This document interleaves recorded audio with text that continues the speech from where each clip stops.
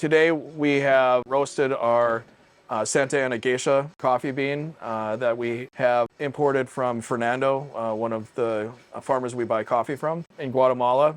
Geisha is special because it is more difficult to grow. It's a risk for a producer to be planting it and cultivating that in general. They're less disease resistant typically, lower yields, and they just take a lot of work. So there's a lot of time-intensive effort that goes into producing the same amount of coffee of the Geisha variety than others that they typically grow. In addition to that, obviously it still needs to taste good. It does. It tastes phenomenal. We've been working with Coffea for nearly 6 to 7 years now.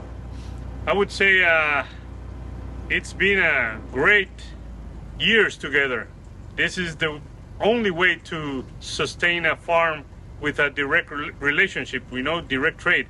So now that Vanguard has added to the group of customers, this just brings us more happiness and more joy to continue working on the farm. So today we're doing a cupping, which Coffea is their standard process to evaluate the roast and what it is. Are we accentuating or expressing the coffee in the best way possible, and then taking a collective view on that before we take it to the customer.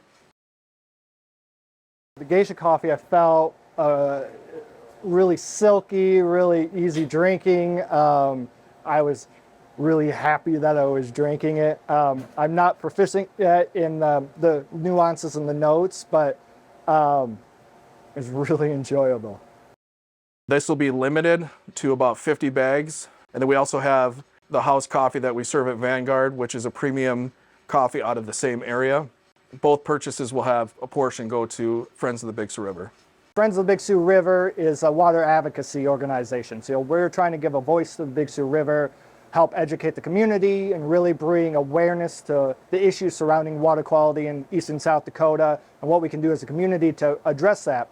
And by partnering with businesses like Vanguard Hospitality and Coffea, we're able to go directly to the community. It's important to have clean water when making coffee. And then using coffee as the catalyst to talk about bigger issues. So this allows us to talk about the economic side, but also really get our message out to a larger audience that we may not speak to on a normal day.